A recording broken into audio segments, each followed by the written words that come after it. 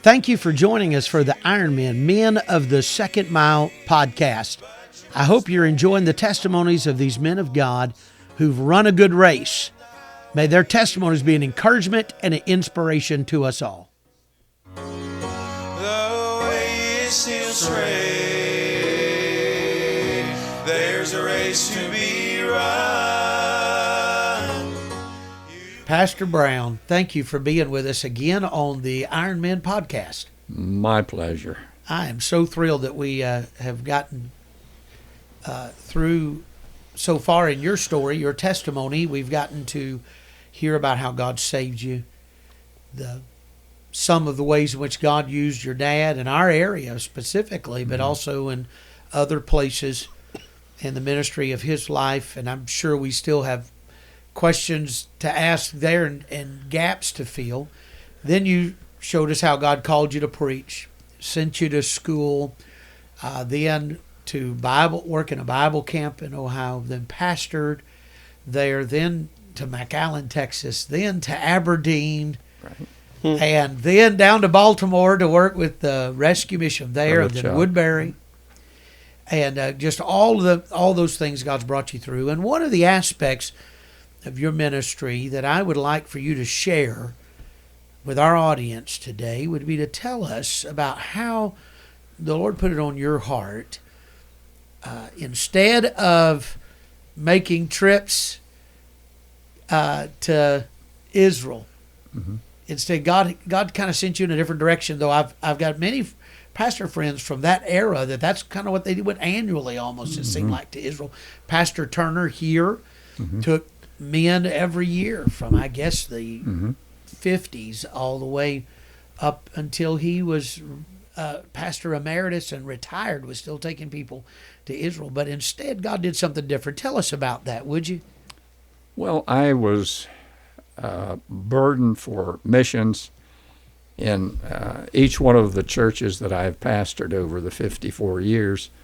We've tried to have a world mission emphasis, and we saw the Lord do great things. And so I felt that instead of me going to the Holy Land and visiting the places there in Israel where the Lord walked and was baptized, and I've heard so many stories. Sure. I wanted to go and encourage missionaries. Amen. And so while I was pastoring in Ohio, that was Decatur Chapel Church, later became Decatur Chapel Baptist Church. Amen. But we had different mission fields that I was visiting, and so I had at that point made contact with several missionaries. We took on mission support. God then sent me to Texas, where I began to make my journeys.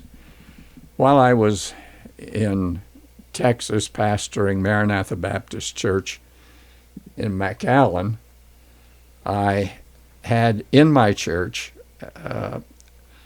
several missionaries, since we were only 10 miles north of the Mexican border. Oh, wow. Only 10 miles from Reynosa. McAllen, Texas was called the gateway to South America. Wow. And so missionaries would come off of the mission field back to McAllen to renew their visas. And they would only have, at that point, when I pastored there in the early 70s, they had to come back every 6 months and renew it. Right. Well, our church in McAllen was the only independent Baptist church within a 30-mile radius. Right, so they could come there. So we were able to minister to missionaries as they came back off of the field, and to encourage them. But I had some missionaries in my church. Brother Bill Vaughn worked directly with Brother Lester Roloff, and he was a pilot from Army days. He piloted the brass. Anyway, God led him to work with Brother Roloff, but he was coming to our church and to the Peaceful Valley home, which was Brother Roloff's ministry for Christian retirees. Right. He came to me and he said, I'd like for us to consider a trip down into Mexico, into the mountains. We had a man that we supported. His name was Valente Hernandez. And Valente was he was from Mexico, but a fiery preacher and just a rock-solid missionary reaching people from his homeland. Wow. So Brother Bill Vaughn said, could we work it out so that on a weekend we could go into the mountains?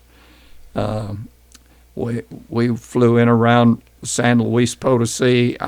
I preached in Mexico City, but the trip that he wanted me to go on was to visit this Totonaca Indian village in the mountains.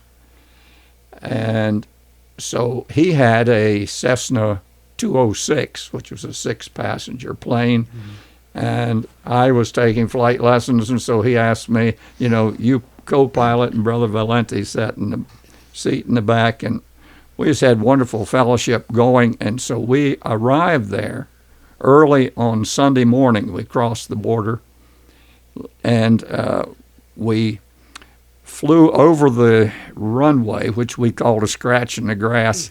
It was a short runway. Wow.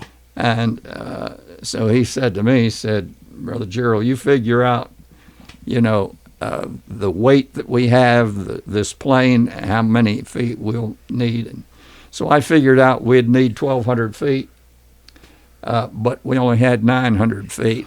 And so we had to fly back, and we went to the nearest city, and we hired a Mexican pilot to haul us up there in a Cessna 180. Oh, my God. And so we flew up there, and he hit the runway hot, and I was really beside myself because there was a barbed wire fence on the right and a barbed wire fence on the left. And he landed that thing with the wing tips, I was wondering if he's going to catch one of those barbed wire fence. Keep the cattle off of the runway. Off the runway. So he hit that thing hot, and then they had stopped cutting away the mountain. There was just a wall there. And we were headed right for the wall, and all of a sudden he just locked up his left rudder brake and spun that thing around. The rear end of the rudder almost hit the mountain. Oh, and so anyway, we got out of the airplane, and he was supposed to come back that afternoon and pick us up. That's another part of the story. But when we got off of the plane, it was early on a Sunday morning, and we could smell the coffee brewing because that was their main export. These Totonaca Indians raised coffee, and they had all their little huts all over the mountain. And then it was the time of the year when the gardenias were in full bloom. So it had a mixture of the aroma of the gardenias and the coffee brewing. Which is a very heavy, sweet fragrance. Oh, sweet fragrance. And then that coffee brewing. And so we got off, and we had to hike down the mountain a mile and a half, and to this village. And they had a church there, Totonaca Indian Church. And so Brother Vaughn had coordinated this thing with Valente Hernandez and the pastor Miguel Cano there at the Totonaca Indian Church, that we would arrive, and they had announced this, that they had American preachers coming in to speak, and so the Totonaca Indians all dressed in white. In the church service, they were all dressed in white, but the men was on one side, the women were on the other side, and that morning there was probably 350 or so And when the pastor there, he spoke in the Totonaca language, and Brother Bill Vaughn in the Spanish language, and I in my English. And he said some of these people have walked 8 hours to be here over slick mountain trails during the dark to get here for this service. Well, Wow. all of a sudden, this weight of responsibility. Right. Lord, you've given me an opportunity, and these people are hungry. Right. And I want to preach just what you want me to preach. And so I preached in English. Brother Bill Vaughn took it from English to Spanish, and then Brother Miguel Cano took it from Spanish to Totonaca, the Indian language or dialect.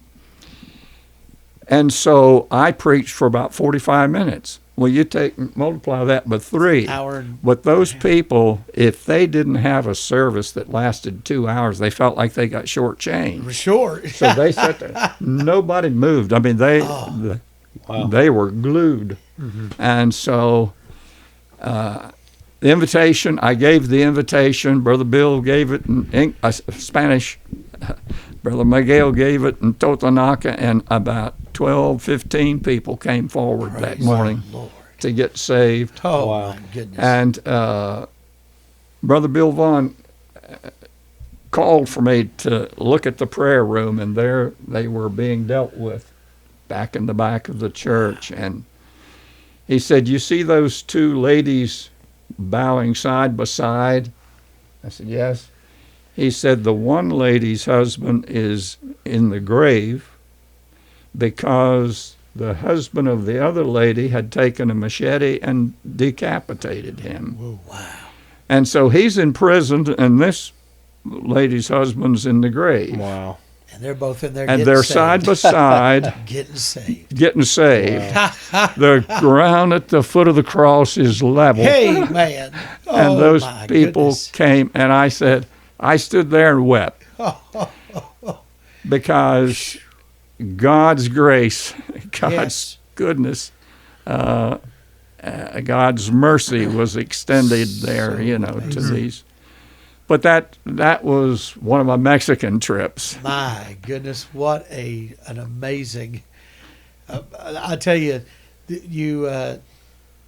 flying into those places like that is always. It's always amazing to me how spoiled we are Oh. with our little airports are really massive and Right. well organized, Right. and beautifully done, and Right. it amazes me at that, and that those guys at bush piloting and hey, let's just get the gospel in there and let's get to it. Right. Right. willing to go and do all that. What a blessing! I've my experience of preaching with an interpreter is that it's a battle to keep connected thought Oh, my. and to keep a flow going with the material of the message. Absolutely. But I can't even imagine with just being double translated to Right. 3 languages. Right. But it was the Lord just gave us, a fluid continuity there because Only it was he just can like do that. the Lord just moved that thing right along. Amazing. And, what took us 20 minutes to fly up there with this national pilot took us 3 days to get home because we went back up on the top of the mountain to catch the plane, but a storm or fog had come in and socked the mountain in, and he couldn't get back up there. Wow.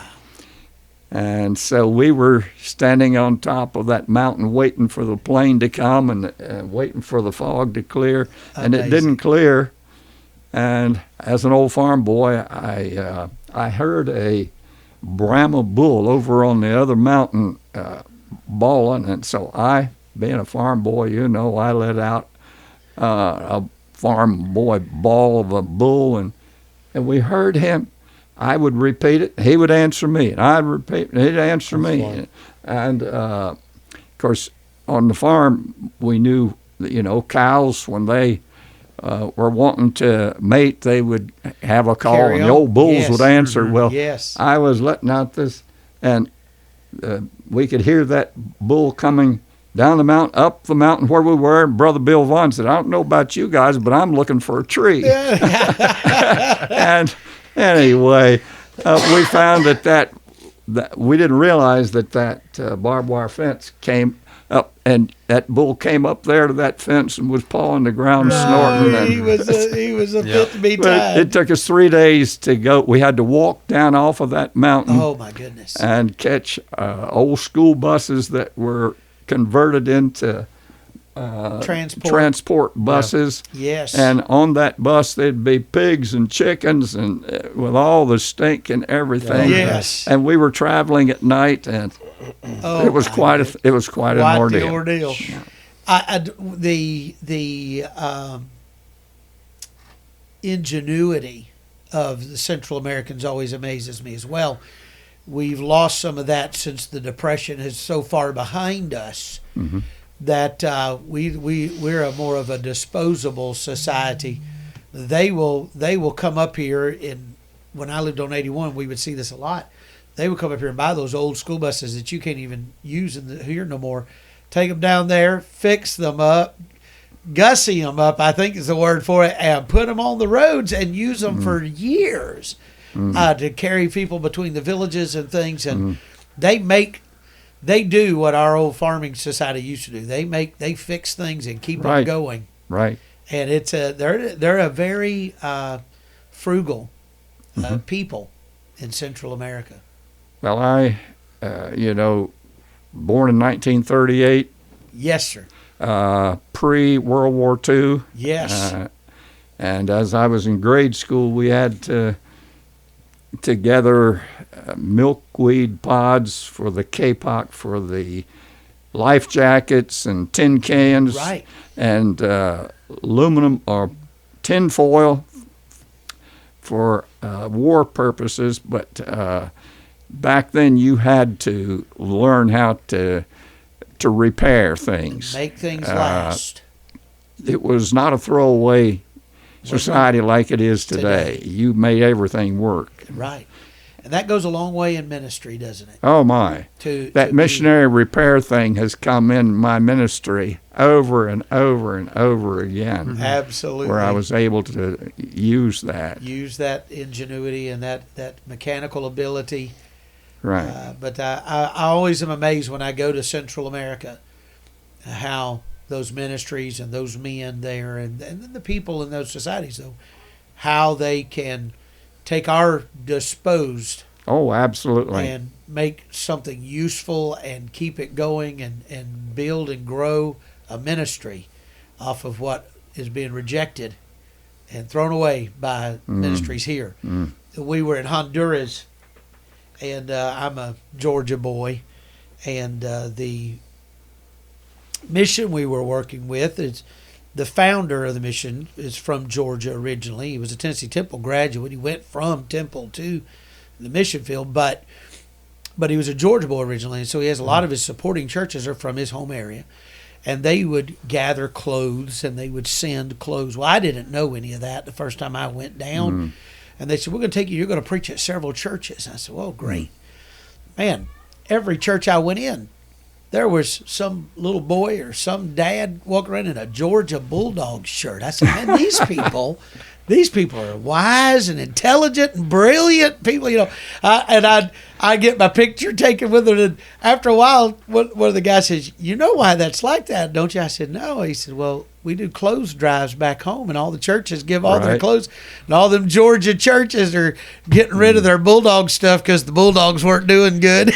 That was one thing that we were always doing as pastors visiting mission fields. We'd take extra suitcases filled with clothes to give to the people, and it was like we were handing them a treasure. Oh, we started doing down in Honduras. We would put together, and our church folks would get together and do it. And it does create love for missions. Where your treasure is, there Right. will your heart be also. When you've invested in a place, Right. you become connected to that, and your heart gets involved.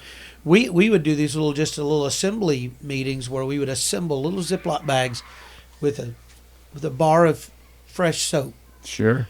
a washcloth, 2 toothbrushes, a Oh. tube of toothpaste, and we would take those in suitcases, and we'd transfer into boxes. We'd take those boxes into those villages.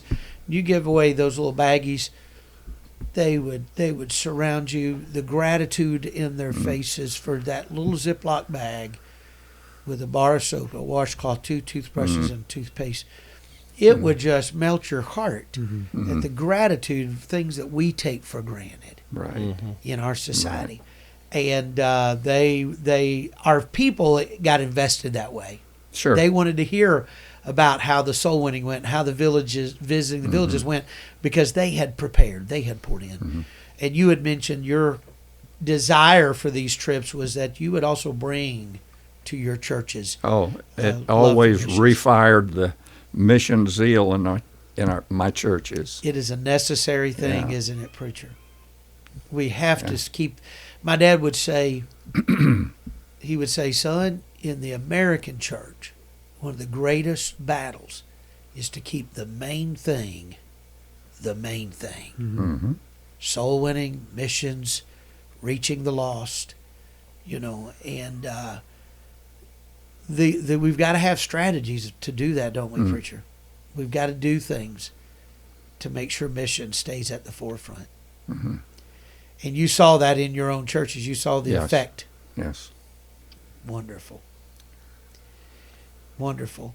And having those missionaries and being right there at the gateway to South America, I imagine that was a very fascinating ministry. While I was pastoring there at McAllen, the Maranatha Baptist Church, there was in Edinburgh, Texas, there was a language school, and a lot of the students were missionaries learning the Spanish language. Mm-hmm. And so our church, being the only independent Baptist church in 30-mile radius, they gravitated to our church, and they were a blessing, and so we were able to encourage them as well.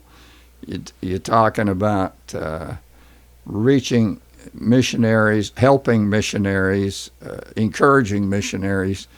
We would have missionaries come back off of the field. Maybe they'd have problems with their car or truck, and somebody would say, well, the preacher knows some mechanics, go over. And so they'd come. We had bought a home in San Juan, Texas, about 7 miles from McAllen.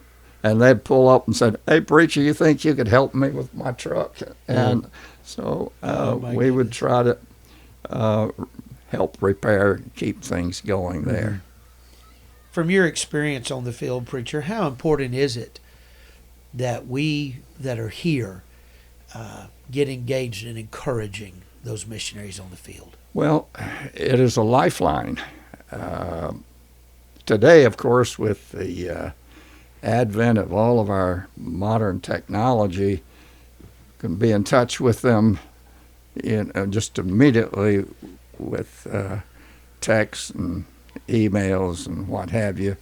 Whereas when I was in Brazil, for example, the missionary would have to fly the mail. The mail would come in at Benjamin Constant, and then he would have routes where he would fly back to the different mission stations taking their mail. So Just it so they took a can long get their time to get there. But when they got the mail from the States, it was a real encouragement. A big treat. Right. It was a treat. They looked forward to it almost like Absolutely. we did GIs in the mail call. It was a special time. Yes. I find that missionaries today will tell you that to get a letter is real special, simply because of all the technology we've stopped. People have stopped writing letters. Handwriting Yes. a card.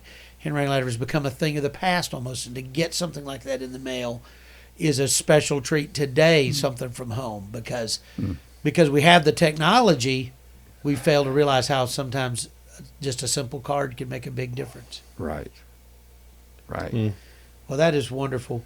I think I'd like to continue Sure. with that, along that vein of some of these mission trips in our next episode. Very good. God bless you, preacher. Thank you. Thank y'all for listening today.